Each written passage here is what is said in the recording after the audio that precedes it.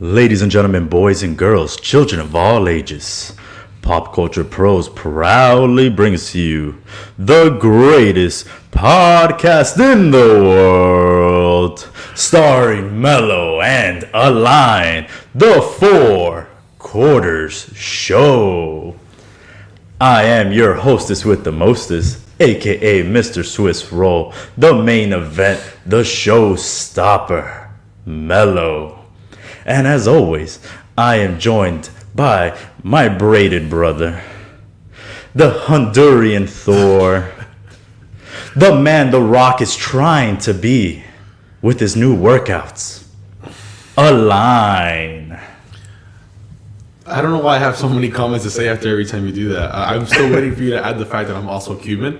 I wish you would say the Cuban Captain America or something and the Honduran Thor. That'll be a nice combination. The second thing, I'm impressed on how you haven't forgotten any of that. Your nicknames, my nicknames.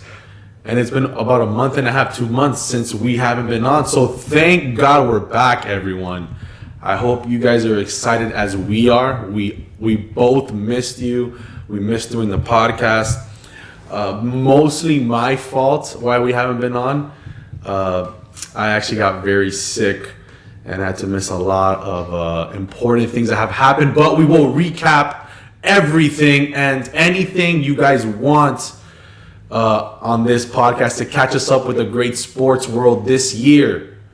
What was our last episode, the New Year's Eve one? It was the New Year's Eve episode 24. 24. So that's already good luck as it is. We ended it with our Jordan episode, and now we're kicking it off with our Kobe episode. So thank you all for tuning in. It's going to be a great episode. First one of the year. We are excited. For all you new listeners, this is my part where I explain what this podcast is about. In this new year, we will follow the same concept. We have 4 quarters where Mello and I debate sports. Each quarter consists of 10 to 15 quarter minutes. We also have a halftime and an overtime. Halftime, we discuss bets or gambles that we did about games, and the winner gets a certain title, which is this one. This is the halftime championship. And then during OT, overtime, we discuss any and everything that we want, whether it's media, life, love, movies, anything we want, TV shows. That is the 4 quarter show. And with that, you just talked about, halftime and championships. Can you refresh our audience that hasn't seen us in so long? Who is the current halftime champion? So here in the 4 Quarters podcast, we have titles that we can win in this podcast. We have the Thanksgiving title, which is right behind Mello. We also have the Christmas title, which I hold. And those titles are from Thanksgiving football games, and mine is from the Christmas NBA basketball games. And this is the weekly cherished halftime title that I am going to give back to Mello. To the rightful apparently halftime he champion. won it fair and square from the last podcast, but Apparently. I believe him. I trust him. This year we have more titles coming up. We might have a little pay-per-view title in the works. I know you guys have seen us do special pay-per-view events where we do them live and we discuss them. So hopefully we have a pay-per-view title. And maybe we have another title coming up. We'll see. Well, you know what? It's 2021, and, this is going to be a big year for the 4 quarter show. And it's a big year for your current halftime champion. And I wanted to create a little magic for this first show. I don't know what's happening right now. For this first show, and What are you doing? it starts with this belt right here. This belt is cherished. It was, the first holder, Our first title. the person who's held this championship the most times on record. Go back, watch the footage. And, I kind of feel like I needed to create some magic here. Start 2021 off correctly. What's happening right now? This So- is breaking news. He doesn't tell me anything. If you've seen any other podcasts I've been on, I've kind of teased this. And it's finally about to be revealed. Here we go. Guys, I don't know what's going on right now. So right here. That is our halftime title. I don't know why he's reaching for his book bag. Nice Disney book bag. Show everybody your Disney book bag. I got Mickey over here. I got all. Fantasia Disney's the best Mickey, by the way. So it's going in. Do you remember? Whoa! What are you doing? It's going into the bag. That's going into the Four Quarters Hall of Fame. Not in is. your book bag. It's going into the bag. And Are we getting a new title? Oh my God. Vano is crazy. I am presenting He has a custom made the newest four-quarter show. halftime championship title belt. And just for you viewers at home, I'm gonna wow. give you a view of this. That's just so you beautiful. see it. Undisputed Halftime halftime champion. We Wow. got the 4-quarter logos here on the side. Yo. And Man, that's nice. Yo, look, I'm turning red. This is exciting. I mean, you're just gonna have to view it from a distance because Wow, that one's this nice. isn't going man. anywhere. Wow, thank you for doing that. That's a nice belt for the podcast. So- this is more initiative to want to win it every week. Absolutely. Wow. Got the crown here, crowning, everything. Halftime champion right here. I have so many questions for after the show. That's a nice belt, man. But yes, so everyone could see, starting 2021 off, hot, fresh, halftime championship belt. We're going to post that on the podcast, on the Instagram, so you guys can check that belt out. That's a nice belt, dude. Thank I you. like thank you, sir. that. Thank you, everyone in the comments. Jasmine, Jamal, Kenny, all you guys, especially for liking the belt and tuning in. And with that, I say we kick off All right, the well. 4-quarter show. Wow, I'm happy. This is a great new year already with a new belt. Man, custom made. You make me want to go splurge on a Christmas belt now, man. You guys, what should we do? A red belt for that one? What should we call it? The Christmas Day belt, the Xmas belt, the Happy Holidays belt. We also have a Thanksgiving belt, the turkey belt. Whatever you guys think. All right, let me put the timer right here on my phone. Let's do 12-minute quarters. Ready? Let's begin. What's the first topic, Mello? First topic today.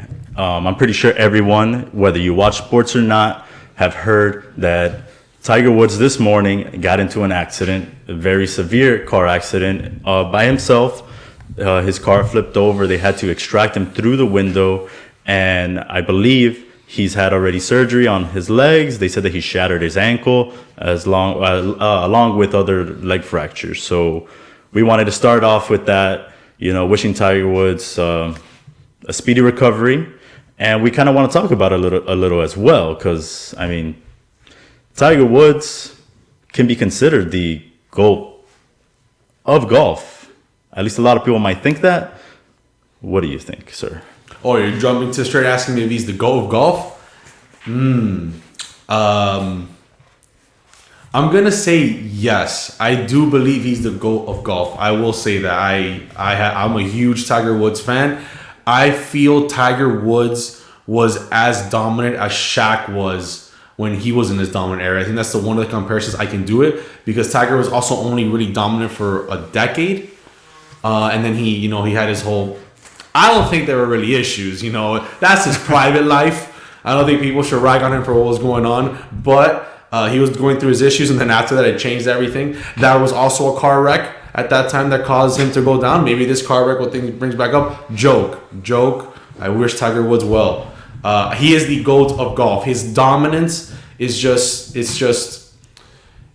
it's unheard of the way you would pick Tiger Woods over the field. So I'm gonna go with Tiger Woods is the GOAT. The attention he brought, the amazing thing that he did at a time where there was even more racism than there is now, that he was able to have people love him from any different race, color, region. You just watch Tiger whenever he was playing. So I'm gonna absolutely agree with you there. I think Tiger is the GOAT, and I'm gonna go here with a comment from Germ saying that Tiger Woods had more impact culturally on his sport than any other golfer. Yeah. I know growing up, I mean, honestly, all you heard about was Tiger, maybe a little Phil, at least me, myself. And I feel like you never really rooted against Tiger. You kind of wanted him to keep winning and winning and winning. He was one of those guys that you really didn't want to lose. Like, if I compare him to LeBron, a lot of people want LeBron to lose, But if I compare, and Brady as well. But for Tiger, I felt like he was so beloved. And like you said, yeah, I don't feel like you could hold everything that happened between, his personal life against him. As a golfer, he went out there, he did his job, and he did it well. So I think, yeah, he can easily be considered the GOAT. As of right now, no one has had so many dominant years as him since what, Jack Nicklaus. That's about it. I mean, some might not be a popular opinion, but Jack Nicklaus, you could see it as he's kind of like Bill Russell. You know, only because you have the most championships doesn't make you the greatest of all time. You got to look at the competition level. You got to see where things were happening at that time. And not to take anything away from Jack Nicklaus, he is for sure number 2. I don't think Bill Russell is anybody's top 5 list whenever you hear top list, but Jack Nicklaus definitely is the second best golfer of all time. But Tiger Woods' dominance on the field, how people even to this day, if he's on the field, people are like, Tiger's there? I think he has a chance. And from someone who got to witness Tiger 2 years ago at a FedEx Open in San Diego, the Torrey Pines course, beautiful course. I got to watch him. And this is just a Tiger out of his prime, and he still had hundreds of people following him. I saw Iguodala going crazy following him. I swear, I saw Iguodala just with a smile on his face. I see everyone following Tiger Woods, and this isn't even prime Tiger Woods. I can't imagine how crazy it was when he was in his prime. But I will say I recommend everybody to watch the Tiger Woods documentary that's on HBO now. Well, HBO Max. I would say HBO now as in like it's on now. It used to be called HBO now. Yeah, so HBO Max, tune into that. It's an amazing documentary that explained a lot of things, his childhood, and things he went through, what caused him to possibly be a certain way, and you just see his dominance. Whether you weren't aware of it, you can see in the documentary. All right. So with that, there has been a lot of comparisons to another great player that a little bit over a year ago tragically passed away, and that is none other than Kobe Bryant. Do you think the comparisons are okay, or how do you feel about that? Like the two situations? I don't know. At first, when I saw it, I kind of went through I'm offended mode. I don't know if we're all programmed that way. I just kind of went to, it didn't really sit right with me. I don't think you should compare the accidents. His was a very tragic death, and we're not really sure what's happening with Tiger right now. And I don't think to bring up, because it wasn't kind of the same location. It wasn't both in Los Angeles, and it just didn't fit. It didn't sit right, listening to the whole Kobe thing when we're talking about Tiger's thing right now. And to talk about Kobe is just, I guess maybe it still hurts me because he was one of my favorite players growing up, and it still hurts hearing that he passed away. But I didn't like the comparison, but I don't. There's not a problem with it. I don't see, now that I had time for it to marinate and listen to it, I don't think it's really a problem. They're two great athletes, so all you can do is, Tiger would be missed and loved if anything were to happen. Hopefully nothing does and he recovers. So, yeah, absolutely. I think it just shows, man, how it's. I mean, I've thought about it too. It's been only a little bit over a year, and Kobe's death is still mind-boggling. Like I remember when I first heard it. I don't think we ever got to talk about it on the show, but it was something that just struck me. I was like, this can't be real. Like, no, someone's probably like making this up. It's one of those like Twitter hoax things, and it wasn't. And then you just continue hearing like what happened. He was with his daughter, and all those other families, and it was tragic. So I don't think maybe it should be compared to Tiger's thing. Yes, it is a scary situation. We still don't really know what caused the accident and how it happened. From what they said, that there was no impairment, but I think you shouldn't compare it so early because Tiger's accident. Yeah, Tiger's accident. If something is a little fishy, then you're gonna kind of look silly comparing in the morning. Was he going to work or was he coming back from work? You know what I'm saying? Bad guy, bad joke. We just need to stop with the jokes. I really hope that guy, man, he recovers and he comes back. He's had the back issues. He's had so many issues. Just the force of the way he hits a golf ball is incredible. Though that first decade, how he would hit it with such force, and he would just rip the ball and just put it wherever he wanted. And you've noticed the past couple years, he's had to work on that and not hit it with such force because it was bad on his back. It was killing his knees. When he won the Masters with a dislocated knee, was it the Masters or was it another tournament? I'll never forget that. It was the Masters. He won that thing with a I don't know if it was a torn ACL, but his knee gave out and he still went in there, won it like a champ. That is one of the most I am never going to give up moments where you just watch them and it just inspires you. You're absolutely right. The thing depending, because like I said, we haven't gotten too much information, just that he broke his ankle and fractured a lot of his part of his leg. We could be seeing, this could be the end of Tiger's career.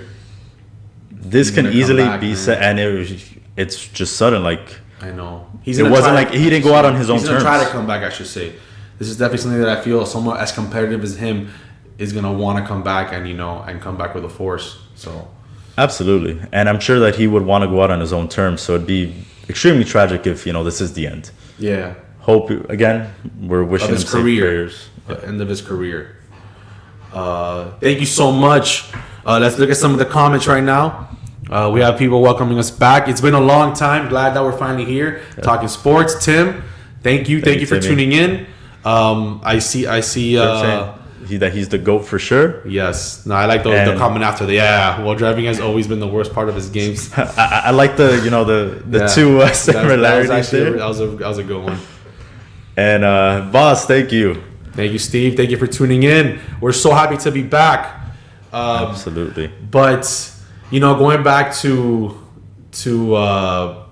Kobe and how he made those free throws with his torn Achilles, it's just something that when you're one of the best in the world, you want to come back and fight and show people what you have, and that's what I think Tiger is going to want to do, and it might light a fire under him. Golf is one of the most difficult sports to play as far as being mentally ready. If you have not played golf, try to go play an 18-hole game of golf, and you can play 2 holes where you're just on fire and feeling so happy, and then that 3rd hole can come and the ball goes some other way, and the next thing you know, you're hitting the club to the floor and you're just frustrated. So golf is just a really big mental game, and Tiger Woods, that dominating decade where he was just murdering people, murdered left and right, winning tournaments where people would have these huge leads and he would just come back out of nowhere, and it was just incredible. It was incredible. It absolutely was. I think, like I said, there's no comparison to him right now. Growing up, at least in golf, there's nothing. You can McIlroy, Mickelson is probably maybe the second one that you might think of, but besides that, man, Tiger's just one of a kind. You watch him and you're just like, wow. What's your favorite Kobe Bryant moment, if you could think of it? Ooh. I know hitting the 60 on his last game comes to mind. His shooting percentage was atrocious, but the fact that he was 60. his last game ever and he was able to drop 60 to me is still incredible to this day. I think that one and him scoring 81 is another one, but the one I remember, and it was because it kind of hurt, but you kind of had to be like, damn, Kobe Bryant is just unreal. I would have to say is when they were playing the Miami Heat. Believe they were down 2, and Kobe just puts up a prayer over Dwayne Wade and banks it in to win the game, a 3-pointer. And I just remember being like, oh, I can't believe we just lost this game. But at the same time being like, gosh, man, it's Kobe Bryant. Like, that's just incredible. It's a shame Kobe and Shaq didn't stay together. It's one of those duels. They could have won not 5, not 6, not 7, not 8. They could have kept playing and just winning championships, man. But it's that's how you know it's 2 dominant players, when they both separate and they both go their own separate ways and win championships. Both went along to win championships, and both can say, look, it was both of us. So that was pretty awesome. I'm still waiting for Kyrie to do it. So you won't have to wait too long. Oh, and look who you had to join. You have to join literally a super team. There needs to be a new term. There needs to be a new term for this. This is ridiculous. So our well wishes to Tiger Woods and his family. I hope he gets better soon. It's something that we're all gonna pray for. I know he has a rough history that people like to talk about, but at the end of the day, this is a sports podcast, and all love to Tiger. Absolutely. And that is the end of the first quarter. Ooh. We still got it, bro. We still got it. We never lost it. It feels good. It never went away. This is going to be a good year. We got the new belt. Still haven't got to hold it. And who knows? I mean, you might not hold it this year either. So, might just continue my longest reigning championship. All right. Man's about to lose it already. All right, let's get the second quarter going. This second quarter should be fun. What do we got? Quarter number 2, we're going to talk about NBA. What's going on now. And today, they announced who the NBA All-Star reserves are going to be in the All-Star game. Before we get to them, though, we're going to talk about who was first in the starters. So I'll name off the East and the West, and then we'll talk about. We'll do one conference at a time. So we'll start off with the Eastern Conference. We have Kevin Durant, who is the East captain. We have Joel Embiid, Bradley Beal, Giannis Antetokounmpo, and Katie's Biffle, the man who's gonna lead them to a championship, Kyrie Irving. Do you have any problems with any of those five? Yeah, you know I have a problem with Kyrie making the first team. I'm sorry, was James Harden not available? Oh wait, he was available. He's not even Kyrie's not even the best point guard in his team. Where he had to. He's the best shooting guard. He had to go tap James Harden and make it seem like it was his idea. Kyrie made it seem like he was like, hey, by the way, just so you know, because I know what I'm doing. You should be point guard, James Harden. James Harden's like, I know. James Harden said, I know. I'm going on my James Harden beard to support James Harden being on the first team. This is ridiculous that Kyrie Irving is in the first team. Yes, does he have a great shooting percentage? Yes, is he scoring all these points? Of course. But James Harden is going in there and winning these ball games, almost averaging a triple-dub. Doing work. Came into this man's team and took his position. And now you're going to tell me Kyrie made the first team? He took a week off. Kyrie took a week off of basketball. Man, this is ridiculous. James Harden should be in the first team. And this is no disrespect to Kyrie Irving. I'm always going to say that man is a stud. Kyrie can play. He knows how he has the dribbles. He can shoot it. And I've never seen anyone take it to the basket the way he does. But he's not a number one. James Harden is the number one, which is why they're on a 5-game win streak. That's my rant. First off, let's start off with, there's always one leader on the team, right? Looking at this team before the season, now, the leader is still the same person. It is Mr. Kyrie Irving.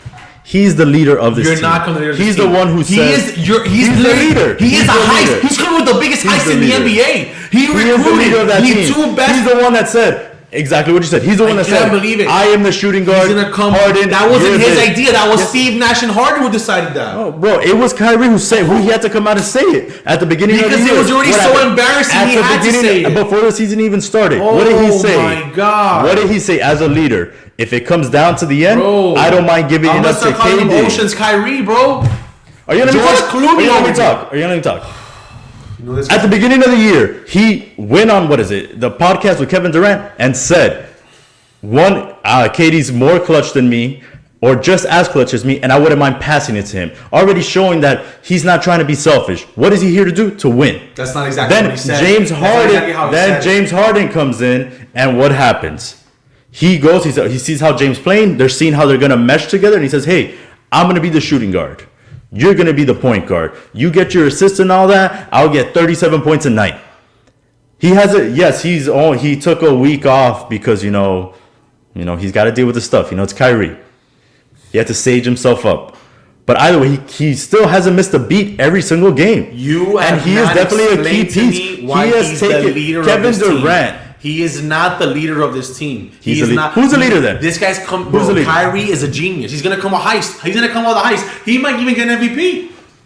Genius. He got two of the best players in the NBA. He has 2 MVPs on their knees for him. This is the biggest heist in the NBA. They are on their way to being the East champions and possibly making it to the finals. And it's ridiculous. There's no way that's a bigger heist than what happened in Golden State when Kevin Durant went over there. There's no way that this is a bigger heist than that. Or when LeBron James came down here. It's like if Kevin Love would have gotten the MVP. It's like if we call Kevin Love it's like if we give Chris Bosh the MVP in the Heat days. This is exactly what's going to happen. I'm sorry. It's not a bigger heist. This is the disrespect. It's not a bigger heist because they have what everyone likes to say, no bench. So it's not a heist. At least the Warriors had a set team. When LeBron came down here to Miami, there was no other big three. So if anything, those two are bigger heists than whatever happens this year with the Nets. Kyrie is a stud. He can be the greatest number 2 of all time. And he's doing that right now. I'm not going to call him a leader, and I'm not going to call him the MVP of this team. So then who? So you said James Harden, right? The best player James on this Harden team didn't even start off in the East. He didn't even start off in the East to get a nomination on the East. When KD is on the court, man, that because Kyrie's hogging the ball, KD has to go 10 for 13 and he does it. KD is a bucket. It's so confusing to me how he's not getting the ball more. It's ridiculous. And he just sits there like, yeah, Kyrie, do whatever you want. Everyone's making Kyrie happy. James Harden is trying to make Kyrie happy. Why? This is the bonkers. Leader Kyrie. You know what? I'm gonna give someone props that I never do. Kyrie learned from the best. He learned from LeBron James how to be a leader. And my favorite thing when they played each other this past weekend was the Lakers had to shoot a technical free throw, and you think, who are they going to send? Someone who knows how to shoot a free throw good. They send probably, the second worst free throw shooter on their team, LeBron James. At that time, he was the best free throw shooter to shoot at that time. Caruso was out there. Caruso averages one free throw a game. Horton Tucker is also a better free throw shooter. He shoots like 2 free throws a game. It doesn't matter. It doesn't matter. Of course this man shoots 70%. That's awful. It matters. That's an atrocious free throw. Of course it matters how many fields you shoot a game. It goes into the average. Yes, it does. No, it does. I guarantee if Caruso... that's BS because I guarantee if Caruso had 10 free throws a game, he's going to make 9 of them. Or 8 of them. LeBron James is going to make 7. The thing is, we don't know that. Just because you take more doesn't mean that. At that time, LeBron was the best fitted to shoot that free throw. That is like saying that because Russell Westbrook takes more free throws, his percentage should be lower. No, it's not, because he's a good free throw shooter. LeBron James is not. At that time, LeBron was the most experienced free throw shooter in the court. Anyway, Kyrie threw a little jab at him and was like, that's your best free throw shooter? Laughing it up. Kyrie's finding a team that wants him? What about that jab? Anyway, we'll move on to about a real deserving first team All-Stars. We'll make it to the West starters now. And we have team captain LeBron James. Kyrie will be the last selected in the draft for that first round of picks. That is not even close to being true. He will not. Kyrie will be the last selected in that round of picks. Yes. He will not. Yes, he will. Well, I'll tell you why. Here are the West starters. We have LeBron James, who's the captain, who just edged out Stephen Curry. And then we have Kawhi. We have the Joker, Jokic. All makes sense. And we have the guy that a lot of people don't think should be a starter, and that is Mr. Luka Doncic. You know what? I think LeBron might go Joker first. He might. I feel he or Embiid. I think he'll go one of those two. Nah, I think Joker. You like Embiid better than Joker? Yeah, Embiid I think is having a fantastic. That's not asked. I said, do you like Embiid? Now who's better? I do like Embiid more than Joker. I feel like he plays a real big man game. I don't know. He's gonna get you 30. I feel Joker actually doesn't get hurt. I've noticed Joker. You're right. That's his biggest thing. But Joker, I feel sometimes disappears. Last year in the bubble? Oh yeah. While Joker was beating who? Round by round. Yeah. Embiid. Oh, it was just Joker, right? Yeah. It wasn't Jamal Murray. It was Joker. It wasn't Murray. It was Joker. It was okay. Well, what about Ben Simmons? Anthony Davis. Ben Simmons is an all-star. We haven't gotten there. Oh, last I checked, Anthony Davis shut down the Joker. So, yeah, later Joker. So you don't have a problem with any of the West starters? I know that Lillard. It's okay. So who was the toss-up? It was between Lillard, Curry, and Damon, right? Like for the West, those three. I don't have a problem with it. I feel, does Dame deserve it? Yeah, but so does Luka. Luka seems to be more popular worldwide, so I know that's gonna help his votes. But I don't think it's that crazy or that disrespectful that Lillard didn't make the first team. Is he balling? Absolutely, but unfortunately, he's not in the East to take over Kyrie's spot. Maybe they shouldn't do it by East or West. They should just do it by the best point guards in the league and just rip away the East and West thing. That way we won't have things like Kyrie Irving in the first team. And we'll have Damian Lillard. Kyrie is the 6th best point guard in the league. Point guard. Shooting guard, Kyrie is probably top 3. Point guard in the league? No. I don't know. It doesn't. Okay, actually, Luka's putting up better stats than all 3 of them. As far as rebounds, assists, I don't think points, but he's putting up bigger stats than the other 2. And Curry's averaging 30 points a game, 29. Like it's kind of ridiculous. There's statistically, speaking, all three players are playing great. Is the All-Star game most valuable player voting, or is it a putting up stats? Because if it's an MVP, then sure, you can argue Lillard should be there instead of Luka. Because Lillard is what, 4? They're ranked 4 in the West right now without McCollum. So it's impressive what he's doing. And if it's an MVP, then he should be in there. But if it's just by pure stats, it's fine. Like that's not a problem for me. Okay, so tell me, what would you want? I'm just gonna give you stats. This player averaging 29.8 points a game, 4.3 rebounds, 7.9 assists, field goal percentage, 44%, 3-pointer, 38, right? Versus this player, 28.8 points, 8.6 rebounds a game, 9.3 assists. That's Luka. 47.4 field goal percentage and 33.3% That's Luka, ladies and 3-point. gentlemen. For sure, that's Luka. Who are you taking? That guy who just has the second guy. That's what I'm saying. I know. I'm taking Luka over Dame. That's why I said the MVP and the All-Star thing. Like, is it a stat? Is it most? Is it for best player or is it a most valuable player? And I think the All-Star vote should be the best player. Look, are you in a crappy team? Sure, but are you putting up numbers? Listen. I still think Luka is the most valuable player to that team. You take Luka out, I agree, but they're not doing that well. Like they should. yeah, but that's not his fault. He hasn't had Porzingis for a lot of games. I know it's arguable, but sometimes you have guys. Okay, but look, Lillard doesn't have. You know, you're right. But Lillard's I also got bailed feel out by Carmelo Anthony. when you're that guy, you make it happen and you could do things. You know, guys like LeBron, Curry's making it happen right now. They're playing pretty well, and he's dismal. Wow, that was a quick quarter, man. We didn't get to the reserves. I guess we're gonna have to put that in the next one. Yeah, we'll talk about reserves in the next one. That's the end of the second quarter. I hope you guys are enjoying the show. Us being back in the 4-quarter show. This is exciting, Mello. Yeah. Before we get to halftime, we're your champion. We're gonna go through some of these comments, and we have Kenny chiming in. Kenny saying Luka's the GOAT and the MVP. I wouldn't go that far, but we will be talking about that soon. I picked him for MVP, right? Yeah, Kenny. Listen, I always agree with you, my man, but he ain't putting up MVP numbers. Joko. Well, actually, he's putting up MVP numbers. He's just not acting like an MVP. And I agree. He is too injured, but this season he's been playing great. He's being managed well, and that's all he has to do. Luka for president. President. And the Players Association? Nah, CP3's doing good. And then here's Steve saying Randall, baby. And that's for the reserves who he definitely deserved that reserve. Man, I wish I would have kept that thing I sent you where they showed Randall each of his statistics, each of his stats, and he was doing better than all these great players. And there we have it, ladies and gentlemen, the 4-quarter show undisputed halftime belt. Just in case and y'all here want to we take have our another champion. That's a nice belt, man. How'd you come up with the design? Where'd you go to makeupbelt.com? That's nice, dude. Makeup belt. I think it was called the Undisputed Belt, since I am the undisputed halftime champion. Can you customize the color of the belts? Yes. So, I'll talk to you off the show about another idea for a belt that, might be a little bit more 4-quarter-esque, but, halftime champion. It's a nice belt. This is it.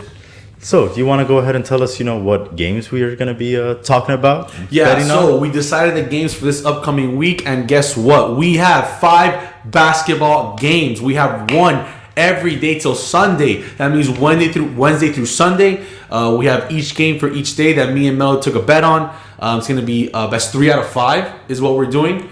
And the winner gets the new 4-quarter show halftime belt that's on Melo's shoulders right now. So first game Wednesday, Golden State versus the Indiana Pacers. Who you got? I'm going to go with my boy Kelly Oubre, who's been showing up a little bit more, giving Curry some help. All right. Funny because I wanted to go with Golden State because of Curry. I don't know why you want to go Oubre, but that's a good pick. I got confidence in Sabonis. The NBA doesn't apparently. We'll talk about that after. So here we go now for Thursday. New Orleans versus Milwaukee. The New Orleans Pelicans versus the Milwaukee Bucks. And for that one, you know who I got? I got to go with my boy Zion.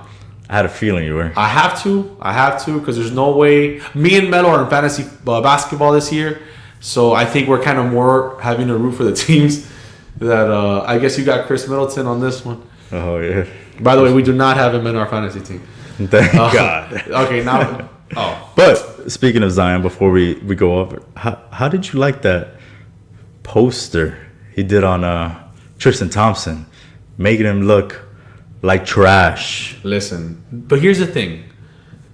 Tristan Thompson is trash.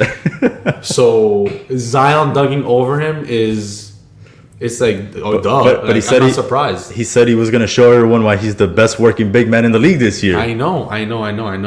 Yeah, and the Kardashians talk a lot of shit too. So Tristan's just taking that Tristan from them. Thompson, you're trash. Man, listen. That Anthony Edwards dunk the other day was nasty. That one was That crazy. dunk was so nasty that ESPN had to make like dunk specials and reruns of the greatest dunks of all time because his dunk was bad. All right, the next one goes without saying. I already know who you're gonna pick. It's LA Lakers versus Portland Trailblazers. It's your pick. You can pick. Who do you got? Did you really have to give me that game? I hate both teams. Really? Yeah, man. I guess I pick Lakers. You'll pick the next one. That's fine. You know I was gonna go with the Lakers anyways. Great. I got Dame Dollar. Did you want LeBron? I didn't want either team. Okay.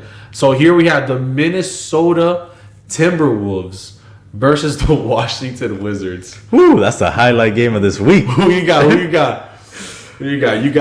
Ay, caramba. Are you gonna have to go with Bradley Beal and Westbrook? Unless you think K-Towns. Remember, they don't have Russell. They have They got Malik Anthony Beasley, who is going to go to jail after this season. That's insane to me. I think, I'm going to go with. Although he did screw me in fantasy basketball with Len. So the Washington Wizards. All right. So you have the Washington Wizards.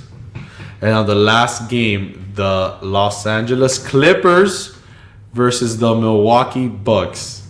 That's going to be a good one. So who's going to go with the Los Angeles trash?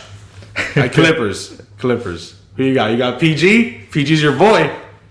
I'm going to go with the actually, there's two All-Star duos thinking about it, right? No, there isn't. No, Chris Middleton didn't do it. Chris Middleton didn't make it. The snub.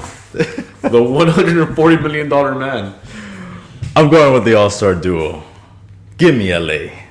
The real team. The team that is going to lose to the Nets. I couldn't pick them.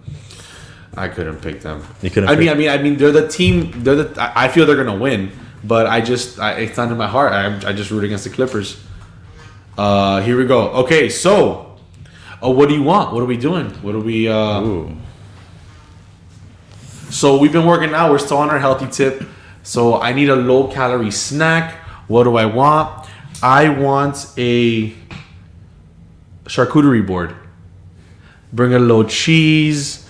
Bring a little sausages or whatever comes in a charcuterie board that you want to do. Just don't. You better not open up Lunchables and put them on a cheese thing and some hams. Hey, that should count. That was my joke this weekend. I thought it was a funny joke. I'm like, you spend how much on a charcuterie board? I would have just fucking opened up a bunch of Lunchables and just put the cheese and crackers and ham all over. But Let's be real. Charcuterie board is just the grown-ups Lunchable. exactly, that's why. So bring one of those it's a little healthy. I'm gonna say And fit wine. any fit wine. Any fit wine. Yeah, I'll let you do that one. I like white wine. Just let that sink in. But any fit wine that you find. What do you want? You know what? I'm gonna second both of your things, just to make it easier for, purposes of working out and all this other stuff we're doing. So charcuterie board for whoever wins, and the fit wine. Okay, we're doing the same thing. Same Dope, thing. yeah. We should probably do that more often. Same thing. There you go. When I guess to do that, especially since we're eating healthy these days. I don't know if Melo's down for this, but I think we will be doing. I would want to do before and after pictures. in like a couple months.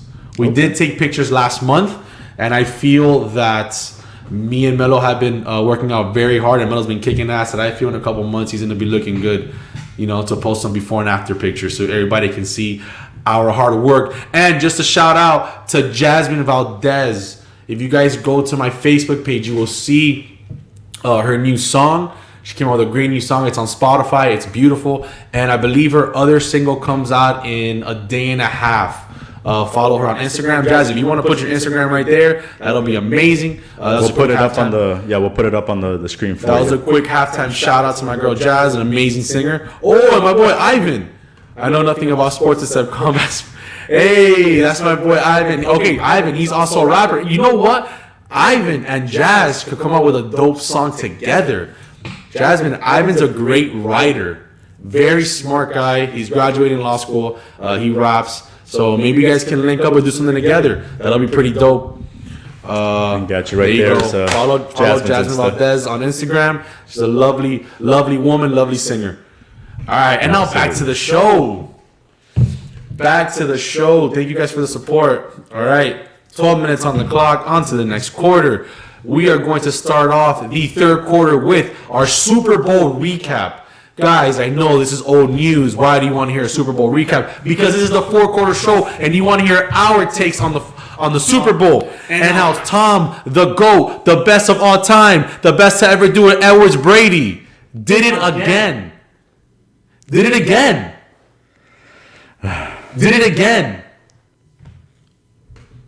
Are you done? Again. You want to say it one more time? What? Tom Brady is... I don't know what else you can say about this man. He won that Super Bowl with his great team and his great coaching staff, but it would not have happened without Tom Brady and everything he did. That's just a fact. The players love him. We got to see the real side of Tom Brady. Go ahead. What did I say? And then I'll recap on the actual game. I thought we were talking about the game, not Thomas Edward Patrick Brady. The man who has... I mean, when I'm wrong, I will say I'm wrong. He has cemented himself as the greatest of all time, the best of all time. You want to call him a GOAT. You want to call him the BOAT. That is what Tom Brady has made himself. And honestly, I've never really been a big fan. He did what he did. I respect it, but he made a fan out of me. During the Super Bowl boat parade, this man went out there and did not give 3 flying F words. He went out there tossing the Lombardi trophy, making the Karens of the world upset that he's throwing it. It was beautiful. He was drunk. He was throwing up the peace sign, the 2. Daddy, don't throw it. Then he throws the trophy to Gronk and great. You can tell that he's enjoying himself. And maybe this is the Brady that, was being held back for all those years. He's finally free, man. And I love seeing that. Like, if one of us won something like that, we'd be acting the same exact way. Man, it was beautiful. A line would be holding me up. I would be trying to hold him up. It would just be like that. I actually have videos from... I thought a regular brunch with me and Melo when he gets drunk, but that's... We didn't win anything, but we just drank, mimosas all day. Typical, brunch in Miami, of course. So if you see me and Melo out at brunch, say what's up to us. We might be intoxicated, looking like Tom Brady, but we'll be having a good time. You can throw up the 4 for us, and we'll understand that. So to recap the Super Bowl, Melo, I have a question for you. I really want you to tell the audience. This podcast did a Super Bowl prediction before the season started. Maybe 1 or 2 weeks in. Maybe. But it was for sure in the beginning. And can you tell the audience what this guy predicted for the team to make a Super Bowl and the winner, please? Oh, God. He's never going to live it down. I'm just asking so the fans can hear. I mean, I'm pretty sure the fans know who are listening to the show, but I want you to tell them. So, my lovely co-host over there predicted that the Tampa Bay Buccaneers I were said gonna make Tampa the Bay. Super Bowl I did. versus the Kansas City Chiefs. I predicted that. I knew it because Tom Brady, you finally gave him a team, the players. Tom, who do you want to sign? I don't know. I don't know why organizations just don't do this. Like, yo, if you have Aaron Rodgers, Aaron, who do you want, bro? Who do you need? Quarterback is the most important position. And when you have players like Russell Wilson, when you have players like Aaron Rodgers, just listen to them. I mean, this isn't like. I guess the same can go for basketball. You think the Lakers are telling LeBron James, nah, we don't gotta listen to you. Of course they are. You think the Brooklyn Nets aren't listening to Kyrie and Durant? Of course they are. Oh, they're listening to Kyrie. So I don't understand how organizations don't do what they did for Tom Brady. Like, what were the Patriots doing this whole time? Nothing. And it's why I completely agree with Deshaun Watson wanting to leave. You know, They're not listening to him. Tom Brady beat a top 4 defense in Washington. Then he went and beat Drew Brees. Then he went and beat Aaron Rodgers. Then he went and beat Patrick Mahomes. This is incredible what he was capable of doing. So Heineken almost beat Tom Brady. Let's just put that out because there. they had a top 4 defense, but Tom Brady still did. Okay, so let's talk about the Super Bowl game. Actually, I'm not gonna go on and beat a dead horse to talk about the Super Bowl like guys have been hearing for weeks, but they did exactly what I thought a team needed to do to beat the Kansas City Chiefs. The Kansas City Chiefs O-line was depleted. You had one guy retire to go save lives in Canada during COVID. You had 2 other guys get hurt. And it was unfortunate for the Kansas City Chiefs to lose that. But that's not an excuse. You still have probably the top 3 quarterback in the league. And you still have one of the best receivers, one of the best tight ends in the whole in the NFL. But the Buccaneers were able to get to the quarterback, and they didn't make the same mistake from the first game by leaving Tyreek Hill alone. They doubled him. They made sure he was taken care of, and Tom Brady took care of business. It was a whole beautiful team win. Tom Brady did his job. The defense did their job. Todd Bowles did an amazing job with the defense, and Bruce Arians just sat back and chilled. It was beautiful. Bruce Arians got the easiest Super Bowl of his entire life. He's loving it. He was like, man, I retired 2 years ago. I came back. Look at me. I was watching Saturday Night Live, and they were doing like a comparison of like if they were interviewing Andy Reid and Bruce Arians. So they had Bruce Arians first, so you see him there with like the hat and everything, and then it's the same chick dressed like Bruce Arians, and then they're like, okay, let's go to Andy Reid, and then she like puts on a mustache, puts on like the visor thing, and I was like, damn, you know what? They do look alike. But honestly, I mean, the Bucs just outplayed him. That defense, if you can give an entire defense an MVP, it probably would have been this defense. You know what? Yes, I agree. They did what they had. They got to Mahomes. I agree. And honestly, I mean, the final score was 31-9. The Chiefs didn't even score a touchdown. And it was embarrassing. But Mahomes, I mean, the team blew it. Because Mahomes had 2 of the most incredible blown-up plays that I've ever seen in my life. Passes it, and these guys just drop it in their hands. It's like they didn't want to show up. They were like, we're good, with getting here. And I didn't understand that. I think it was just the unexpectedness of so many passes going to the rest of the team. When you're used to Tyreek Hill always getting the ball and always dominating, that now he's being stopped. The rest of the team now has to dominate. And that's probably a lot of pressure. I don't know. I might be wrong. Maybe they didn't have any pressure, but I think some of the guys felt the pressure, which led to drop balls. I still haven't seen Patty Mahomes play good in the Super Bowl. I'm waiting for that. Listen, Super Bowl MVP, last Super Bowl they won, Garoppolo was a pass away from being the Super Bowl champion, and the San Francisco 49ers aren't thinking about letting go Garoppolo, and Patty Mahomes doesn't have a Super Bowl. I'm still waiting for him to have a good Super Bowl. I know that he won MVP last year, but I didn't think he deserved it. I thought, I think it was... Game? Huh? Or for the year? What do you mean? No, the Super Bowl MVP. Okay, yeah. Yeah, I thought it should have gone to Williams. I thought his 2 touchdowns in the fourth quarter kind of cemented it and brought that comeback. I know it usually goes to the quarterback for some reason. We talked about this off air where Also, like the Super Bowl, the NFL MVP this year was Aaron Rodgers, but the Offensive Player of the Year was Derrick Henry. But Derrick Henry wasn't even a top 3 considered for MVP. There's something wrong there. I think they should just give a quarterback award. Honestly, I feel you should have the best quarterback in the league, and that'll be the prime. I don't know. I just think it's kind of bull that the only MVP award goes to the quarterback. They're the ones who have the ball every freaking possession. So do you think Brady then deserved MVP? Yeah, he deserved MVP just because, like you said, that game. If you were capable to give Todd Bowles an MVP, I would give Todd Bowles the MVP. There's no denying that the defense was a nudge better than Tom Brady. Like this game, for me, it was a total team win because the first half of the game it was completely dominating. Tom Brady did his job. The Bucs did their job, and this is something that I'm always saying that I always talk about when you give credit to people. If Tom Brady, if they win 31-30, Tom Brady's looked at this they won because of the offense. If they win 10-8, then you look at it as it's defense. The defense won.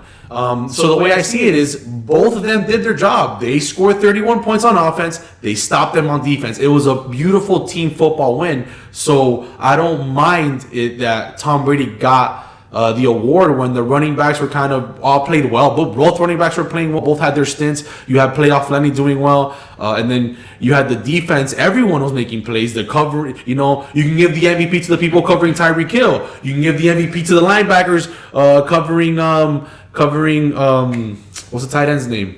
Kelsey. You can even give it to the defensive line who was just dominating, getting sacks. It was just a beautiful team win. But Tom Brady telling Tyrann Mathieu, I'm coming at you all game. All game. Is that what he said, or did he say something else offensive? He looked at him, and he goes, I'm the best player on that defense. I'm coming at you all game. And he did. Man, and he made him pay. So, yeah, I'm going to completely agree with you. I do think Tom Brady did deserve it. And for one reason, like I said, you can't really give it to an entire defense. The defense combined played well. Sue had a sack and a half. Gill had half a sack. Barrett had a sack. Winfield had an interception. White had an interception. It wasn't like one player absolutely blew everyone's mind away. And Tom Brady went out, did his job. 21 of 29, 201 yards, 3 touchdowns, no turnovers. He did what he had to do. Honestly, it was perfect by both sides of the ball. And I keep saying that to everybody I talk to. It was a beautiful game plan. Everyone was ready. Winfield Jr.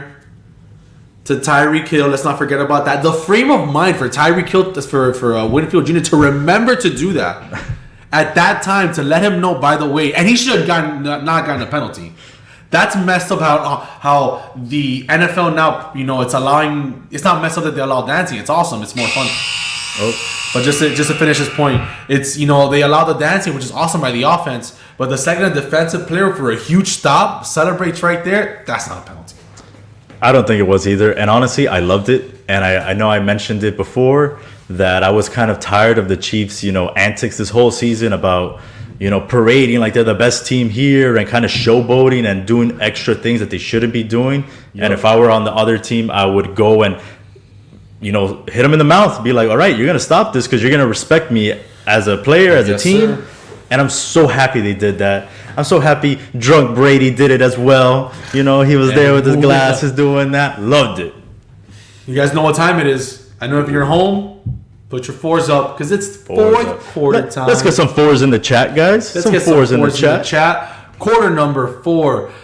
What do we start off with? Should we start off with the MVP race, or do we just keep talking about the All-Stars like before? Let's finish with the reserves and the snubs, and then we'll talk about MVP. So reserves came out today for the NBA All-Star Game, and it's actually next week, so March 7th. You don't want to miss that. And everything's being done in one day for everyone that doesn't know.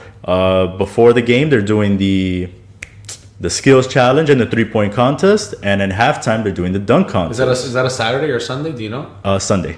March 7th, 6:30. Do you guys want us to do a special All-Star Game podcast, live special to make the All-Star Game more fun and enjoyable while watching us talk shit about basketball? Think about it. Send us what you think. I will be down to do it. Really, I think that's a pretty good idea. I think we should do that, an all-star, to make that game at least more enjoyable. Maybe the fans will, people here want to listen to us. That's right. We see the fours in the podcast. Thank you guys. So yeah, let's talk about the reserves. You did the top five. I'll do the reserves. The reserves for the All-Star Game West. We have your boy AD Anthony Davis from the Lakers. We have your other boy Paul George from the Clippers. We have my boy Rudy Gobert from the Jazz. We have your boy Damian Lillard from the Blazers. Then we have my boy Donovan Mitchell, Spider, from the Blazers. Then we have my boy CP3, Chris Paul from the Suns, and my pride, I love you, Zion Williamson from the Pelicans. That's pretty good. They're definitely more balanced. I'm so happy CP3 is getting the respect he deserves. Yes. So happy about that. The only one I could have questioned. He deserves it more than Booker. I'm throwing it out there. I think so too. The only one that I would question maybe is Gobert. I would have to look at his stats. I didn't know. Averaging 12 and 10 a game or 11 and 10 is impressive. I know, but his defense and those rebounds is... Anthony Davis, I know, got there based on, his they're not impressive, but he's doing good defensively. We were talking about this. He has all-star numbers, but he's not playing Anthony Davis basketball. Yeah. And I think that's a good... He could be playing better. He was my pick for MVP, and he definitely is. We talked about it before the year, saying this was AD's year. And now LeBron is still trying to... I'm not tired. Yeah, you are. LeBron's exhausted. How many overtime games has LeBron played without Anthony Davis? Man, it's incredible. All right, and now for the East, our favorite, that's Miami. We have your boy, Jaylen Brown from the Celtics, my other favorite, my MVP. I'm growing this out. He looks like our best friend Eric Rodriguez. Shout out to Penny. He's a father. Shout out to CK Daddy-O. James Harden from the Brooklyn Nets. Then we have Zach LaVine getting some respect. He's from the Bulls. Julius Randle, another guy getting some respect from the Knicks. We have your boy from the 76ers. Ben Simmons made the All-Star game. Then to finish it off, we have Jason Tatum, our boy from the Celtics, and then Nikola Djokovic from the Magic. Tell me, Melo, how you feel about Ben Simmons making the All-Star game. And if anybody is listening who knows about Ben Simmons, let us know. Do you guys think Ben Simmons should have made the All-Star game? Tell me, Melo, what do you think? If you really think Ben Simmons deserves to be in the All-Star game, I need you guys to tune into the Four Quarters show more often so we can educate you. Because Ben Simmons has no reason to be in this All-Star game. Not over guys like Sabonis. Not over guys like Russell Westbrook. Not over guys like Trae Young even. There's no reason Ben Simmons should be in this game. It's a travesty. I don't understand how he got the votes for people. Like, he must be a nice guy. He must be a nice guy, and they're like, let's throw him a bone. People are picking on poor Ben Simmons. Let's throw him a bone because there's no reason this man should be in there. I mean, his stats are okay, but they're not. Look, I'll read them to you. He's averaging 15.7 points, 8.3 rebounds a game, 7.9 assists. His field goal percentage is 57.2. His 3-point percentage. That's good. His 3-point field goal percentage is 16.7. He shouldn't shoot the 3-ball. He's shooting that ridiculous. And I thought he'd been practicing it too. And his free throw percentage is 67%. Worse than LeBron James. There's no reason he should be in this game, man. I'm sorry. Yes, maybe as a alternate if someone is hurt or something, but no. No, those aren't bad numbers. It's just that when you have people like Sabonis and Westbrook putting up better numbers, that's where it becomes kind of odd. I think his numbers are good.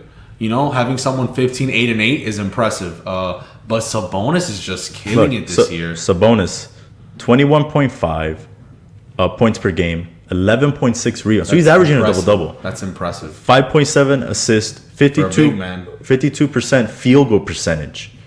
I agree. Ben Simmons being in the reserves, being an all-star. Look, I got one more for you. Go ahead. Not even gonna throw a name out there. 19.9 points a game, 9.7 rebounds a game, 9.7 assists a game. We know that's Brody. 42% field goal percentage. That's Brody.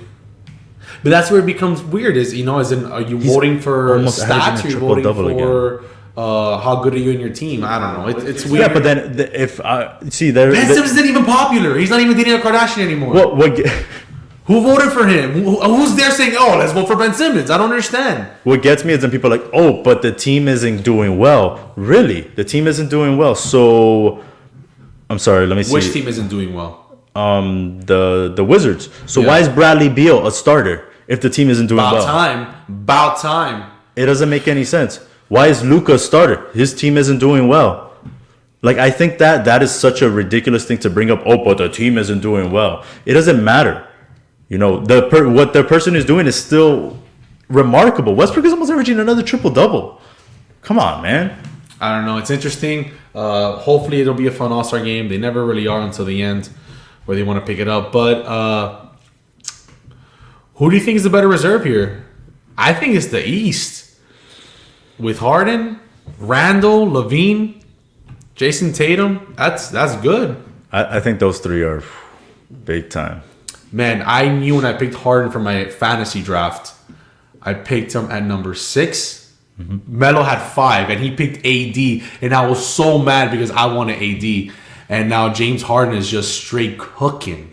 I should have He gone is Harden. cooking. Every time where I think I'm going to have a losing week, James Harden just comes out with 28 points, 15 assists, 9 rebounds. I'm like, my goodness, thank you, Harden, for keeping me alive. He's a double-double machine, or triple-double, man. Double machine for sure.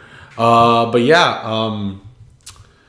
All-Star game should be fun. It's going to be, for all of you who don't know, they switched it a couple years ago where it's not really East versus West players anymore. The top voted player from each division. So the East is Curry.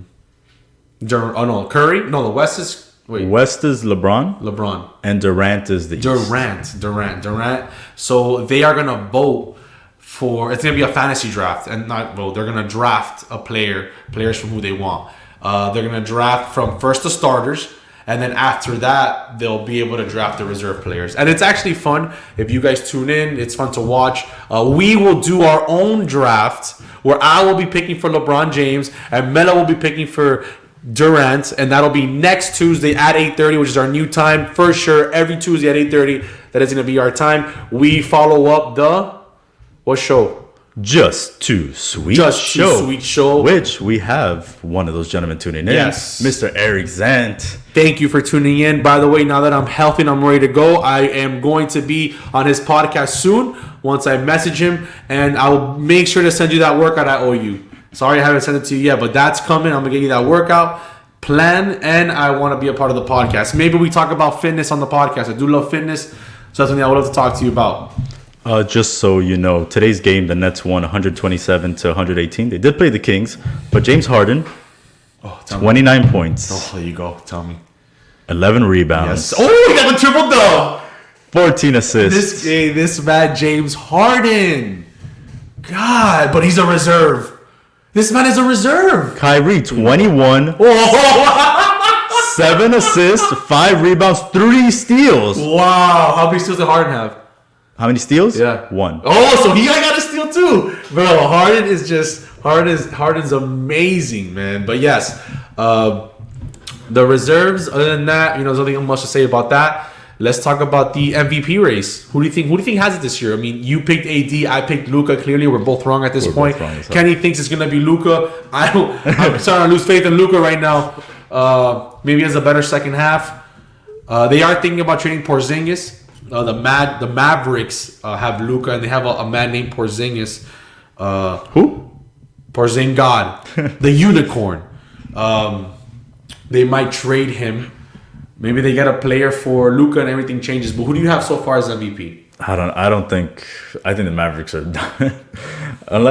They can trade Porzingis for who though? They would need something big, and unless they're able to sign like a Boogie, who he's out there, or maybe Drummond, and then get another key piece. It's gonna be rough for your boy Luka. But at MVP right now, I know a lot of people got one man's name, and he's always in discussion. But I'm not gonna give the man who is leading the league in turnovers. that MVP award. Why? That person got we gave it to Harden before, we've given it to Westbrook before. They weren't leading the league in turnovers. I'm going to give it to a man who has, quieted everyone. He hasn't been hurt this year.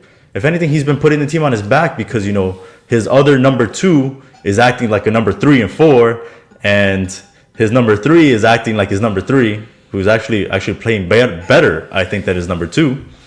And that is none other than the process, Joel Embiid. He's averaging 30.3 points a game, 11.3 rebounds. He's taking over the team. He's putting the team on his back and going out there. He has the 76ers at number 1, which no one thought that was possible. They thought, man, this team is a bunch of choke artists. They're not going to do anything. Doc goes over there. He changes the culture. He says, Embiid, here you go. You're going to stay healthy. You're going to ride him, especially, with Simmons being a bum. And, Tobias Harris, he's showing up. Stop He's it. doing well. Stop it. Tobias Harris is doing well. I told you we're going to make the not top 10 list. Tobias Harris, Chris Middleton, Van Vliet. All these guys are going to make this list. They're all going to make this list. All right, so fun fact about Embiid. Did you know prior to the season he met up with his doctors and he goes, hey guys, the quarter's over, but I'll finish the story. He said, hey guys, I keep getting injured. What do I do? His doctors told him, Embiid, when you fall, stop landing on one part of your body. Fall flat. So next time you watch Embiid go for a layup or a dunk or Embiid falls, watch him fall flat, because he told him the impact is on when you fall is better spread out throughout your body than if you hit one part of your muscle. And that clearly has worked. Right now, I have LeBron at MVP. But if they keep losing on a 3-game losing streak, if he keeps losing and he doesn't get a couple big wins in this stretch without AD, I am taking it away from him, no matter what stats he puts in there. Wow. Yeah. I'm actually saying LeBron James, and it kind of hurts me because I think that's because I won't disagree with you. That's why. Because I think Embiid really is dominating, which is why it's helped Simmons make the All-Star game at this point. He made the All-Star game because that helps. So you see, and that's the reason why Chris Middleton makes the All-Star game so much, because you have someone like Giannis. So then Chris Middleton, but you start figuring out, hey, this guy Middleton fucking sucks. So then he doesn't make the All-Star game anymore. So you have Embiid at MVP. I'm still going to give it to LeBron James. He's 49 years old, putting the team on his back. Schroeder's hurt. AD's hurt. LeBron's playing. Oh, maybe LeBron has so many turnovers because he's playing so many overtimes. Did you put that? How about we divide him? How many? He's probably played a full game in overtimes already. Maybe Absolutely, 2 full games, yes. man. So I want to give it to LeBron, but I'm not gonna argue with the Embiid one because it really is a toss-up this year. It's a toss-up this year because KD hasn't played enough. Harden's not up there, he's the third. He's the third guy in his team, which is insane. No one in the Nets is gonna get it. So Kyrie won't get it either. There's too much of a super team. You have there's one guy that a lot of people are talking about. Dame Dollar, Damian Lillard. You know what? He's for me. Hulu doesn't just have live sports. I actually like that song, man. They pause it and they go, "Hey, we got to." Well, yeah, I'm not gonna say that, and they bring the whole money stash. Okay, so here we go. If LeBron does poorly these next 2-3 weeks, it's between Dame Dollar and Embiid. Yeah, for sure. Yeah, he's playing nasty. And I think since Shaq, there hasn't been a big man win the MVP. I didn't know that. Since Shaq. Center or just big man, power forward or center? Because LeBron plays forward, so. Oh, you're right. Yes. Okay, yeah, you're right. Yeah, because you have LeBron, Kevin Durant. That's interesting. So Embiid would be the first one since Shaq to win it. Man, do you think the lack of big men is because they're all playing football? Or are they just not into basketball? I think the three-pointer has a lot to do that. Because no. I think it has to do. I mean, think about it. You're just a big, dominant dude. Just how come we haven't seen there's not? I think they're playing football. I think you have a better chance of making it to the NFL than basketball. So you just go ahead and play basketball. That's very true. It is easier to make I just think it's just. But the league changed. Like you said, the freak. The league changes, but look how important a big is.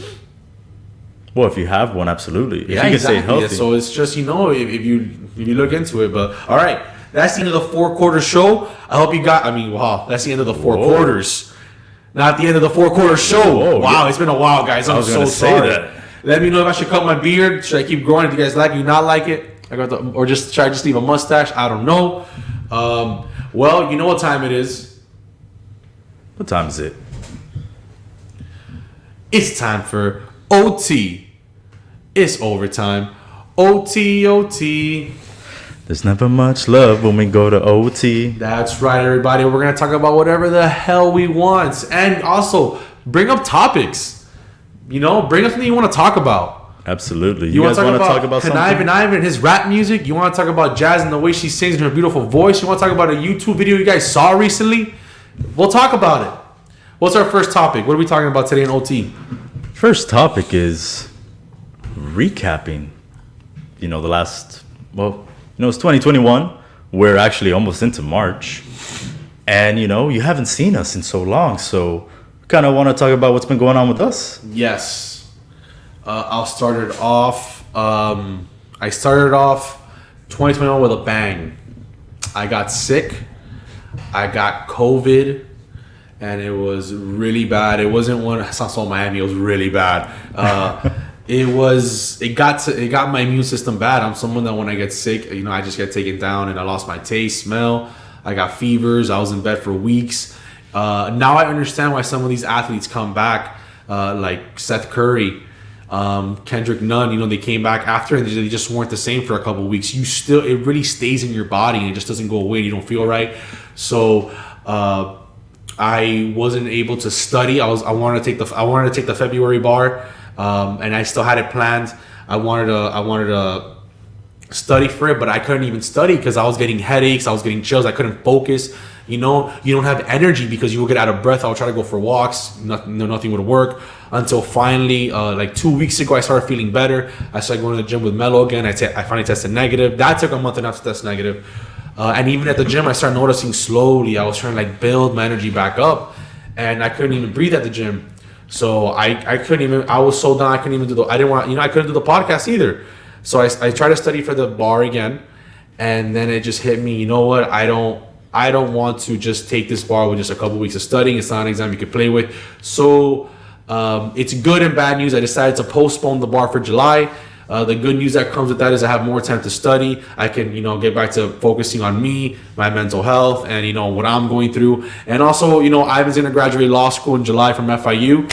Big ups to him. And I'm going to be able to study with him, and we can take the bar, pass it together, and pop champagne bottles and get it going. So other than that, that's what's been going on with me, and that's the reason for the hiatus. I told Melo do episodes, but he just couldn't do them without me. He loves me so much. So, guys, we're back. We're healthy, and we're gonna keep working out. And every Tuesday at 8:30, I'm gonna keep saying that 8:30 every Tuesday, guys. We're gonna be on. Melo. So like Align, I also did get sick. However, I did not get COVID. I actually don't know how I didn't get it because we were actually together basically the first 4 days of January, and then we both got sick at the same time. And I got tested. I just had a cough and a sore throat, but I got tested, and I never tested positive. So I'm assuming I just had a common cold. So I was able to pull through that. I mean, I had a cough for a while. Didn't go to the gym not just because I was missing a line, but just because I just was sick. Then I went by myself a couple days, and it was like, wow. Taking 2 weeks off hit my body hard. Been working a lot back at the ships, at the port, hoping something happens soon over there. But I got a new gig on Pop Culture Pros. Under the A to Z program, I am now their producer, where I'm, handling the little things you see behind the scenes on the show, whether it's the little headlines, basically what I do here, looking out for comments, coming up with ideas and stuff for that show, as well as the Just Too Sweet show. I'm there contributing every week as I can. And actually, if I'm not wrong, at the beginning of March, I will also be part of another show, and that is going to be a streaming show And so I've been trying to, dabble more, get myself out there as well more in the podcast world, in anything I can to, boost myself up there, get that experience on my own. What's the streaming show you're going to be on?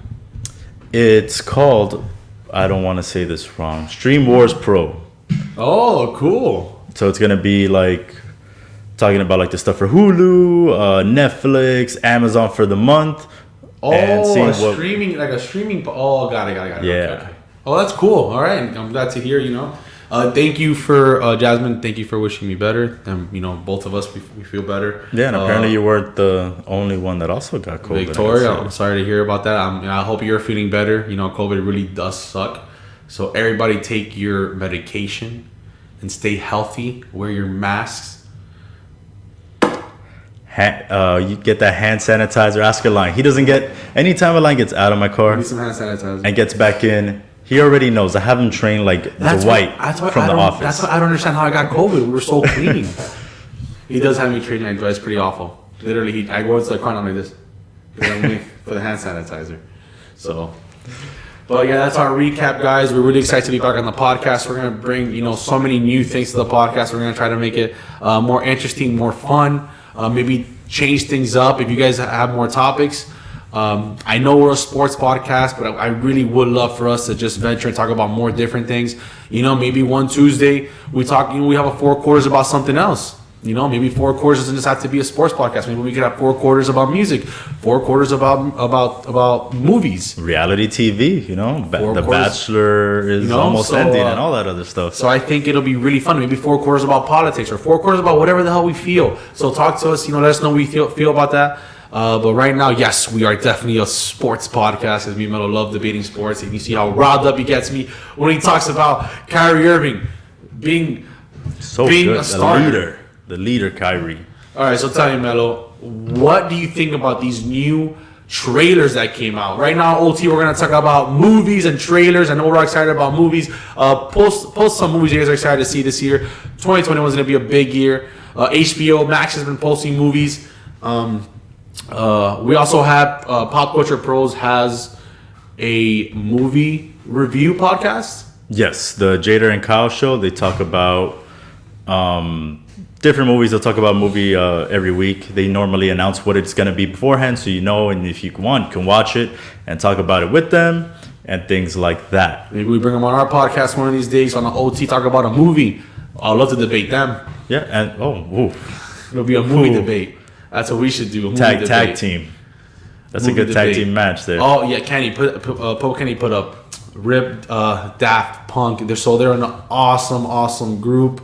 I don't know if you guys ever listened to them, but definitely listen to them on Spotify. They broke up. They came out with a farewell YouTube video. Very sad but beautiful. It was a beautiful video. So farewell to Daft Punk. So back to the movie topic. What do you think about Mortal Kombat? Taking it back, bringing back an old school movie, bringing back the fatalities, the old school games. By the way, that first movie that ever came out is the best one. Nothing's ever gonna beat that movie. You don't like Annihilation? Nobody likes Annihilation. I like Annihilation. Nobody likes Annihilation. I think it's funny that in Annihilation they changed Sonya, and then they brought one of my favorite characters to use in the game in that one. It was Jax. I love using Jax, but then I hated in the movie that they're like, Jax's whole thing, his arms are metallic. They're like, oh no, he doesn't need them anymore. Yeah, they want to make this cool moment where he just takes them off. No, put them back on. That's why you're here. It's like, how is that making you weaker? It didn't make any sense. But I did see in this one, I'll start off with, I love the trailer. It actually looks exciting. I'm excited for this. Jax's arms in the trailer get obliterated by Sub-Zero. That's dope. That's not how the original version of it was, though. There's various variations, but that one's cool the way they came up with it now. So his arms, he can't take off his arms this time. So yes. I'm happy about that. Well, we'll see. You never know what can happen. He regenerates his arms. And he has a Stephen Harvey mustache. If you guys haven't seen it, he has a Stephen Harvey mustache. Looks amazing. I loved the trailer. It was awesome. I noticed that they're going to give Scorpion a story, as in we're going to see his past and how he became Scorpion. Sub-Zero looks like a total gangster. He just looks cool. And the one thing I didn't like was there's a new character. There are so many characters in the Mortal Kombat games. I don't know why they're creating a new character. I'm pretty sure they're gonna put him in the next video game. I guess that's like an idea they have.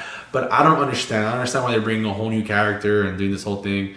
But other than that, the movie looks cool. I feel they're actually staying true to the thing. And I see Melo watching. So here we have Denver Nuggets versus the Portland Trailblazers, and Melo, the first Melo, Carmelo Anthony, he's playing 0000. We have I wish I can actually should I show you. I'll show you. We got the game going on right there. A little behind the scenes for y'all. Look at that. Boom. So it's OT. Anything can happen in OT, guys. Anything can happen in OT. You know what? I wasn't too much of a fan. I mean, I don't know. I feel like in the first two movies, Liu Kang was like a really major character. And I feel like even in the games he was. But it kind of seems like in this one, he's kind of like a side character. I don't know what they're doing, but I'm excited to watch it. I think it's going to go straight to HBO Max. Yeah, so, well, they might show it in the movies too. But yeah, HBO Max is going to be straight out there, just like Tom and Jerry, just like Wonder Woman 1984, which is Alline's favorite movie of 2020. Stop saying that. Stop saying that. You know what? We should go on the Kyle and Yater show and talk about Wonder Woman 2098, whatever the movie's called. And we had another trailer that dropped. It was the Justice League trailer. Do you think that trailer gave us some justice? Is it back? Is he back? Is this version better than the Josh Whedon version that came out before? What do you think? Or do you think it's going to be a whole bunch of nonsense? It's a 4-hour movie, Mello. Unpopular opinion, Ben Affleck's the best Batman. Go ahead. And this is why everyone out there needs to listen to me. No, listen. That opinion right there. It's not fair. Atrocious. Give Ben Affleck a real script. Give him a real movie. Give him a real director. And Ben Affleck will kill it. He's big. He's built. He looks like Batman. He has that scruffy old look. Have you seen Ben Affleck? He's a better looking Batman than the other ones. Listen, he is Batman. Whoa. He's my Batman. He's the Batman the people, they don't know what they look. He's the Batman you don't know you want, but he's the one you need. He's the one that you got stuck with, is what it is. No, he's the Batman you had to settle for. Batman was the best part of that movie. Of the Justice League movies, it was. No, Batman it wasn't. Awesome. If anything, it was probably the Flash. Second. He was actually fun. He was definitely a good character. But go ahead. What you were going to say? Tell me. If we're going by looks, the best looking Batman is none other than George Clooney. So stop it. Stop it. George Clooney was pretty. You know, you see, I took you for a Val Kilmer type of guy. That was there, but I don't feel like he got too much time. They should come out with a Batman Beyond with Ben Affleck as the old Batman, and then bring in a young Terry to be a young kid to be Terry. I like that idea. See, I wouldn't mind that. See, for me, like he was a good Bruce Wayne. Batman though. Oh, okay. I see what you mean. Yes. I did like Ben Affleck's Bruce Wayne. I think he looks like Batman. I'm with you. I can definitely agree with you. I don't know. In this Justice League movie, he had a little bit of a gut. Maybe he didn't look. Maybe he wasn't the best Batman, but I loved his Bruce Wayne, and I feel just having a big Batman was dope. As someone who likes to work out and bodybuild, and the scenes where you had Superman and Batman, those looked cool. Unfortunately, you had DC make these movies. Yeah, so that's gonna go into my point where DC made this movie, and we still don't have an origin for fucking Flash, for it's bad when Metal Cyborg. Versus. Like this is awful. Well, like Cyborg's already fired. So as much, it's like shit is always gonna be shit, no matter how much perfume you spray on it. Yep. So I'm sorry, I'm still not. 4 hours of a movie. Like, come on, man. A lot of people already have ADHD. They're not going to be able to... They're going to have to pause it every 5 minutes. Mm-hmm. Like, really think about it. We're going to be here and we're going to be like, oh, great, another Wonder Woman scene. Oh, great, look at this. Cyborg. Oh, look, Superman's back. Like, it's just too much. Well, they say they're bringing the Martian. But then you're just making... They say they might bring Green Lantern. And they have the Joker scenes. Yeah, and see, that's my thing. You're making a different movie.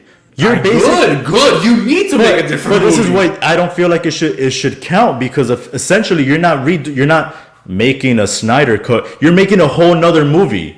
We are going to rewatch Batman and Superman in my big new TV.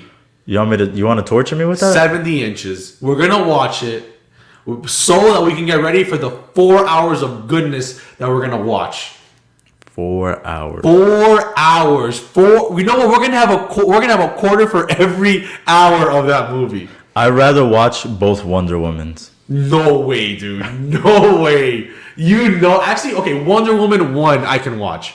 Wonder Woman 2, do not have me watch that movie again, bro. Wonder Woman 1 was actually a good. That one could be in the Marvel universe. That was a good movie. That's the best compared to bro, what was her name?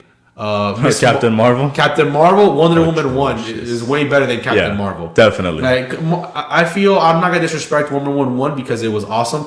I'll just say that. And it came out at the right time. I'll just say is that Wonder Woman had too many inconsistencies and plot holes in my face. You know, I don't like when it's like so brazen. Like here, oh wait, why is it? You're really gonna do that right now? Come on, that's a little obvious. And we have Victoria saying Marvel versus DC.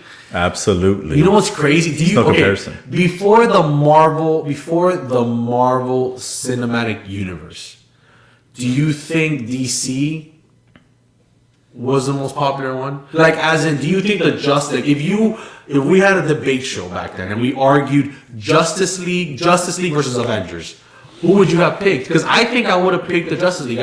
Growing up, I remember thinking Batman's dope. Like, I always felt DC had the cooler characters, like the more popular badass characters. I will say that I don't know if they had the most cooler, but they were more mainstream. Like I remember growing up and you saw, all the Batman cartoons.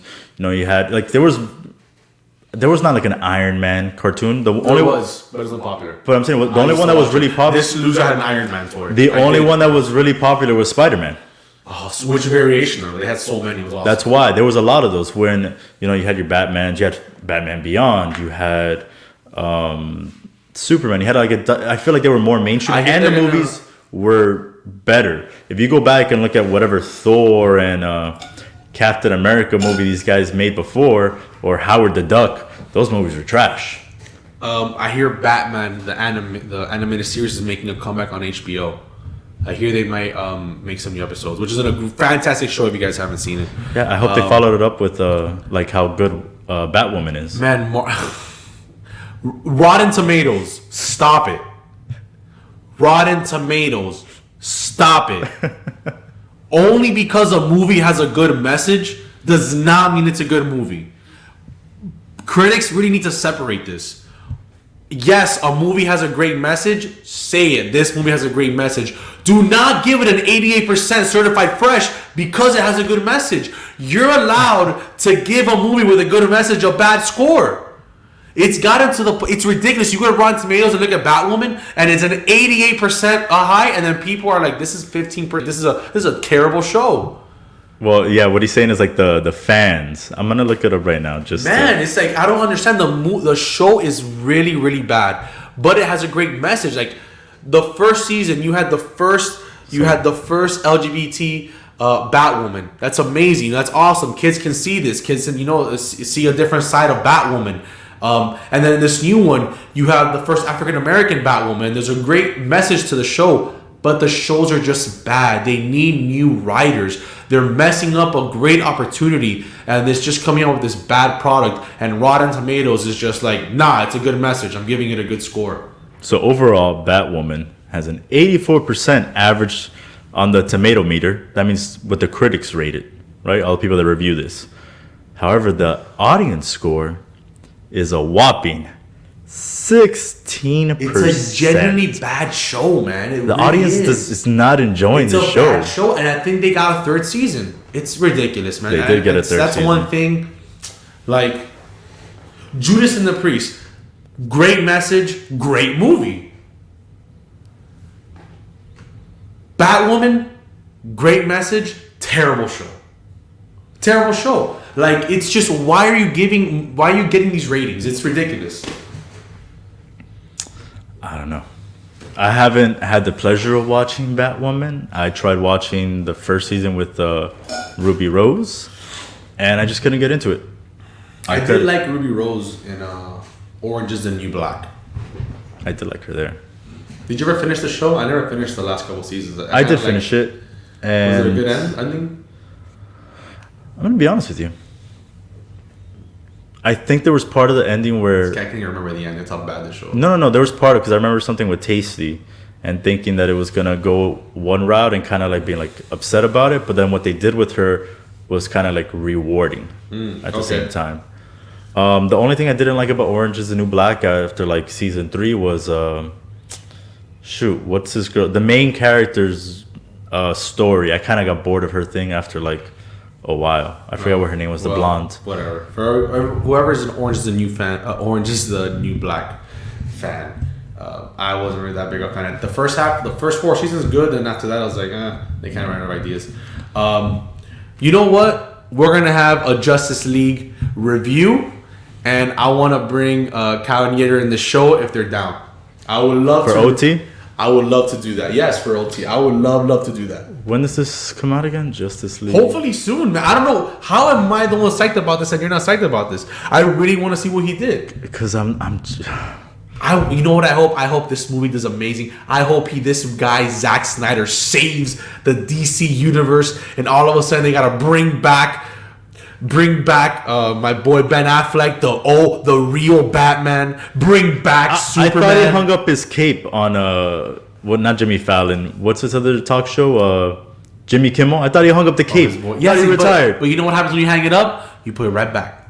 On. How many times has Superman retired already? What's that guy's name?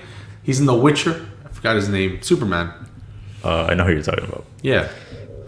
Henry Cavill. Yes, Henry Cavill. If you haven't seen The Witcher on Netflix, great show. Hopefully, season 2 comes out soon. Well, March 18th is when this lovely 4-hour epic is gonna come out. Set reminder for March 18th. Watching Justice League with Mello. Boom. Justice League with Mello, March 18th. It's happening. Next, we have to finish our superheroes. Spider-Man 3 is being teased by the 3 main actors: Tom Holland, Zendaya. I apologize, and the third wheel. The third wheel. His name is his best friend. I don't know his real name. I have it here, but I can't. So they're trolling each other. Like they're trolling each other. They're trolling. Tom Holland everyone. came out with a picture. You go to his Instagram saying, "Oh, Spider-Man, phone home." If you've seen the movies, the original one was Spider-Man: Homecoming. Then the other one was Spider-Man Far From Home, and then he just posted what was it? Phone Home. So everyone was like, "Oh, that's the title of the movie." And then the other guy, the one who's a best friend in this movie, posted Spider-Man Homewrecker. And then the third one was by Zendaya. She put Home Slice. So obviously, I feel like that's not going to be the name. Okay, but I do see a little bit of the green in the titles, which makes me feel the Green Goblin is coming out. Well, look at whatchamacallit? Because they're all different. So Tom Holland has green in it. Mm-hmm. The one from his best friend has more of a metallic Spider-Man to it, and then Zendaya's is pink. Like when Gwen Stacy becomes Spider-Woman or whatever.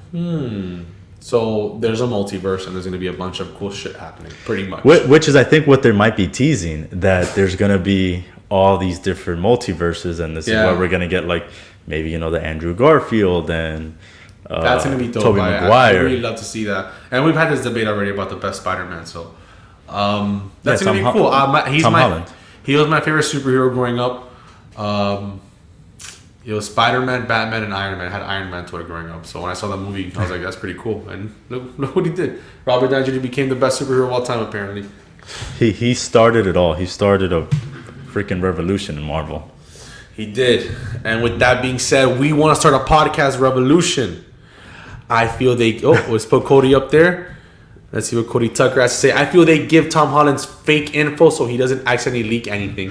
Absolutely. The videos, if you watch YouTube videos on all the mistakes he does, him and the guy who plays the Hulk, both of them are really bad. Shoot. Both of them are very bad. Yeah, you can't tell him anything. The one that I think that is good is Benedict Cumberbatch. I feel like he never releases anything. So it's funny because they'll put Benedict Cumberbatch with Tom Holland To try to hate. So that's pretty funny. So with that being said, I hope you guys enjoyed the 4-quarter show. We're glad to be back. Tune in every Tuesday at 8:30. Well, we will recap the sports week and any topics. Hey, if you guys go to our Instagram account and just post a comment, let us know, message us, see if there's any topics, any interesting sports things that you want to talk about, or anything for OT. We're down to talk about it. Do you have any comments? Yeah, absolutely. Like you said, you can either go to our Twitter, our Instagram. It's at the bottom of the screen. If you're listening to us, you're not watching us, it is at the number 4 quarters show. So the number 4, QUARTERSSHOW. Or you can go to our personal YouTube page, The 4 Quarters Show. Write us a comment there, whether it's on this video or another video. We're going to be trying to post out a video every week. Every day for the week. Yeah. We have this one on Tuesday. Every Tuesday we'll be live. Wednesday we're going to try to post little clips from the show that you might have missed. Maybe you just want to hear us talk again. Send them to your friends. And there's an interesting, if there is a topic that you really like today, let us know. We will clip it, and then send it to your friends. Let them know. Show them 4 quarters. See if they like us, debating and talking sports or about the OT. But we will even have a separate section for OT also posted, so people can listen to it later. Yeah, absolutely. So if you don't want to listen to our talk sports and you just want to listen to us talk about pop culture things, boom, all you got to do is listen to the OT version of it. Also, don't forget to hit that like and share and subscribe to our YouTube page, Instagram, Twitter, all that good stuff, guys. And as always, as we say here on the 4 Quarter Show before we leave, thank you for being a part of the change. And we hope that you leave here with a little bit of more common sense. Thank you, guys. Have a good night. It was great to be back. Love you, man. Great to be back.